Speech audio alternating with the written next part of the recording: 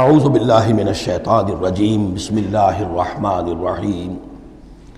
واتخذ قوم موسیٰ من بعدہ من حلیہم عجلا جسدا لہ خوار،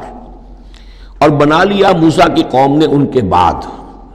حضرت موسیٰ علیہ السلام جب چلے گئے کوہ طور پر تو پیچھے یہ ایک فتنہ اٹھا ہے سامری، یہ سامری جو ہے اس نے فتنہ اٹھایا، اور جو کچھ ان لوگوں کے پاس، اسرائیلیوں کے پاس جو ان قبطیوں کے زیورات بہت سے رکھے ہوئے تھے امانتاً، وہ بھی جانتے تھے کہ یہ قوم، یہ چونکہ ابراہیم کی نسل میں سے ہیں تو یہ امانت دار ہیں، جب یہ وہاں سے چلے تو وہ سارے جو ہیں وہ زیورات بھی وہ لے کر آ گئے تھے اپنے دشمنوں کے، ان زیورات کو لے کر اس نے گلایا، آگ میں تبایا، گلایا، اور اس سے ایک بچھڑے کی شکل بنائی، اور کچھ ایسی کاریگری رکھی کہ اس میں سے ہوا جب گزرتی تھی ایسے سوراخ رکھ دیے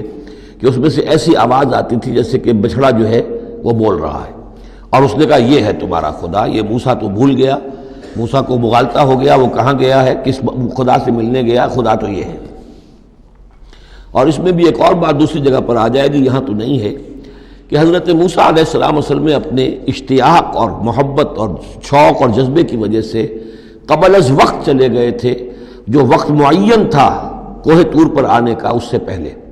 تو اللہ نے جواب طلبی کی تھی، ما عجلک عن قومک یا موسیٰ، اے موسیٰ اپنی قوم کو چھوڑ کر پہلے کیسے آ گئے ہو؟ اور انہوں نے جواب دیا، اجلت الیک رب لترضیٰ، پروردگار میں جلدی آیا تاکہ تو راضی ہو جائے، تو میرا شوق دیکھ، میرا اشتیاق دیکھ، تیری محبت، تجھ سے گفتگو اور کلام کی جو میرے اندر شوق ہے اس کی وجہ سے آیا ہوں۔ تو گویا کہ وہ تو شاباش کی توقع رکھتے تھے، یہاں ڈانٹ پڑ گئی، ما عجلک عن قومک یا موسیٰ قال عجلت الیک رب لترضیٰ، لیکن اللہ نے فرمایا فإنا فتنا قومک من بعدک، تمہاری اس عجلت کی وجہ سے ہم تمہاری قوم کو تمہارے بعد فتنے میں ڈال چکے ہیں۔ تو جلدی خیر کے لیے بھی نہیں کرنی چاہیے، خیر کے کام کو بھی عین وقت پر سہج پکے سو میٹھا ہو۔ تو اضلهم سامری نے انہیں گمراہ کر دیا ہے، وہ تذکرہ ہو رہا ہے۔ من حلیہم، زیوروں سے، عجلا جسدا، ایک بدن سا بنایا بچھڑے کا سا، لہو خوار، جس میں گائے کی سی آواز آتی تھی۔ الم یروا انہ لا یکلمہم، کیا انہوں نے یہ نہیں غور کیا کہ وہ نہ ان سے بات کر سکتا ہے، وہ گدھے کی سی یا گھوڑے کی سی یا بچھڑے کی سی آواز سے تو کوئی بات نہیں بنتی، ولا یہدیہم سبیلا، نہ انہیں وہ کوئی راستہ بتا سکتا ہے۔ اتخذوہ وکانوا ظالمین، انہوں نے اسی کی عبادت شروع کر دی، اسے معبود بنا لیا، اور وہ تھے بہت ظالم۔ ولما سقط فی ایدیہم ورأوا انہم قد ضلوا، اور جب ان کے ہاتھوں کے طوطے اڑ گئے، پچھتاوا ہوا، یعنی ان میں سے بھی گویا کہ 3 حصوں میں قوم تقسیم ہو گئی۔ ایک قوم، بڑا حصہ قوم کا وہ رہا جو اس گناہ میں شریک نہیں ہوا، ایک حصہ وہ تھا کہ جو کچھ دیر کے لیے شریک رہا لیکن فوراً ہوش میں آ گیا بعد میں، تیسرا حصہ وہ تھا جو حضرت موسیٰ علیہ السلام کی واپسی تک اس پر اڑا رہا، جازم رہا۔ تو یہاں اس درمیانی طبقے کا ذکر ہو رہا ہے، وَلَمَّا سُقِطَ فِي أَيْدِيهِمْ وَرَأَوْا أَنَّهُمْ ضَلُّوا، جب ان کے ہاتھوں کے طوطے اڑ گئے، ان کے پچھتاوا طاری ہوا، اور انہوں نے سوچا ہم تو گمراہ ہو گئے، یہ ہم کیا کر بیٹھے۔ قالوا لئن لم يرحمنا ربنا، انہوں نے کہا کہ اگر ہمارے رب نے ہم پر رحم نہ فرمایا، ویغفر لنا، اور اگر ہمیں بخش نہ دیا، لنکونن من الخاسرین، تو ہم تو ہو جائیں گے بہت خسارے والوں میں سے۔ ولما رجع موسیٰ الی قومہ غضبان اسفا، تو جب موسیٰ لوٹے اپنی قوم کے پاس غضبان اسفا، غضبان یہ فعلان کے وزن پر، رحمان کے وزن پر، نہایت غضبناک۔ حضرت موسیٰ علیہ السلام کا مزاج بھی جلالی تھا، پھر یہ کہ اتنی بڑی گمراہی، اور یہ اللہ تعالیٰ نے کوہ طور ہی پر بتا دیا تھا کہ تمہاری قوم پیچھے فتنے میں پڑ چکی ہے اور وہ گمراہ ہو چکی ہے۔ فَإِنَّا فَتَنَّا قَوْمَكَ مِن بَعْدِكَ وَأَضَلَّهُ السَّامِرِي، تو وہاں سے آئے ہی ہیں تو غضبناک تھے، غضبان آصفا، نہایت افسوس میں بھی اور سخت غضبناک۔ قَالَ بِئْسَ مَا خَلَفْتُمُونِي مِن بَعْدِي، یہ خطاب حضرت ہارون سے بھی ہو سکتا ہے اور اپنی پوری قوم سے بھی ہو سکتا ہے۔ بری ہے میری نیابت جو تم نے کی ہے میرے بعد، عاجلتم امر ربکم، تم نے اپنے رب کے معاملے کے اندر جلدی کی، میرا انتظار کرتے، اگر اس نے کچھ بنا ہی دیا تھا، کوئی شوبدہ دکھایا تھا، میرے آنے تک انتظار کر لیتے، میں تمہیں بتاتا اس کی حقیقت کیا ہے۔ وَأَلْقَى الْأَلْوَاحَ، اور انہوں نے وہ جو تختیاں لے کر آئے تھے کوہ طور سے تورات والی، وہ تو ایک طرف ڈال دیں۔ وَأَخَذَ بِرَأْسِ أَخِيهِ يَجُرُّهُ إِلَيْهِ، اور غضبناک ہو کر اپنے بھائی حضرت ہارون علیہ السلام کے سر کے بال پکڑ لیے اور اپنی طرف کھینچا غصے میں، یہ تم نے کیا کیا، میرے پیچھے یہ میں تمہیں خلیفہ بنا کر گیا تھا۔ قال ابن امہ، انہوں نے کہا اے میرے ماں جائے، اے میرے ماں کے بیٹے، ان القوم استضعفونی، قوم نے مجھے دبا لیا تھا، مجھے بے بس کر دیا تھا، وقادوا یقتلوننی، اور وہ تو میرے قتل پر آمادہ ہو گئے تھے، میں نے انہیں روکا، میں نے منع کیا، لیکن وہ اس درجے اس معاملے کے اندر آگے بڑھ گئے تھے، قادوا یقتلوننی، وہ تو مجھے قتل کرنے پر آمادہ تھے،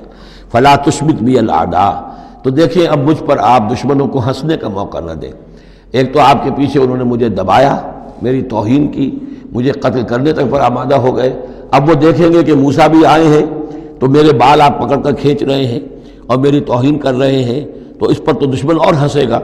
فلا تشمت بی الاعداء، شماتت اعداء یہ ہمارے ہاں پھر اردو زبان میں محاورہ ہے، ولا تجعلنی مع القوم الظالمین، اور مجھے ان ظالموں کے ساتھ نہ کر دیجئے، میں ان کے ساتھ نہیں ہوں، نہ میں نے ان کے ساتھ اتفاق کیا ہے، میں روکتا رہا، منع کرتا رہا۔ قال رب اغفر لی ولأخی، اب حضرت موسیٰ نے دعا کی اللہ سے، پروردگار بخش دے مجھے بھی اور میرے بھائی کو بھی، وادخلنا فی رحمتک، اور ہمیں داخل فرما اپنی رحمت میں، وانت ارحم الراحمین، اور یقیناً تو ہے تمام رحم کرنے والوں میں سب سے بڑھ کر رحم فرمانے والا۔ ان الذین اتخذوا العجل سینالہم غضب من ربہم، اب یہ فیصلہ انہوں نے دیا، یقیناً جن لوگوں نے اس بچڑے کو اپنا معبود بنایا، ان قریب ان پر آئے گا غضب ان کے رب کی طرف سے، گویا کہ قتل مرتد کی سزا جس کا ذکر ہم سورہ بقرہ میں پڑھ چکے ہیں۔ وَذِلَّةٌ فِي الْحَيَاةِ الدُّنْيَا، دنیا میں ذلت بھی آئے گی، وَكَذَلِكَ نَجْزِي الْمُفْتَرِينَ، اور اسی طریقے سے بہتان باندھنے والوں کو، جھوٹ گھڑنے والوں کو ہم جزا دیتے ہیں۔ وَالَّذِينَ عَمِلُوا السَّيِّئَاتِ ثُمَّ تَابُوا مِن بَعْدِهَا وَآمَنُوا، البتہ جن لوگوں نے کچھ دیر کے لیے یہ غلط کام کیا تھا لیکن پھر وہ توبہ کر لی انہوں نے، من بعدہا اس کے بعد، وآمنوا اور ایمان لے آئے، ان ربک من بعدہا لغفور الرحیم، تو یقیناً اس کے بعد آپ کا رب جو ہے غفور الرحیم ہے۔ جن سے عارضی طور پر یہ بات ہو گئی تھی پھر انہوں نے توبہ کر لی، ان کے لیے تو مغفرت ہے، اللہ تعالیٰ معاف فرمائے گا، غفور الرحیم ہے۔ البتہ جو اب تک اس پر اڑے رہے ہیں ان کے لیے یہ حد جاری کی جائے گی۔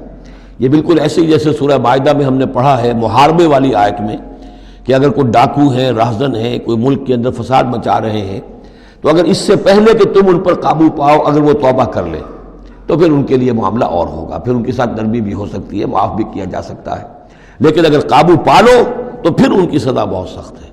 لیکن قابو پانے سے پہلے توبہ کر لیں تو ان کے لیے نرمی۔ اسی طرح یہاں معاملہ ہے۔ وَلَمَّا سَكَتَ عَنْ مُوسَى الْغَضَبُ، جب موسیٰ کا غصہ کو ٹھنڈا پڑا، أَخَذَ الْأَلْوَاحَ، اب انہوں نے وہ تختیاں اٹھائیں، وَفِي نُسْخَتِهَا هُدًى وَرَحْمَةٌ لِّلَّذِينَ هُمْ لِرَبِّهِمْ يَرْهَبُونَ، اور اس کی تحریر میں لکھا ہوئی تھی رحمت، ہدایت بھی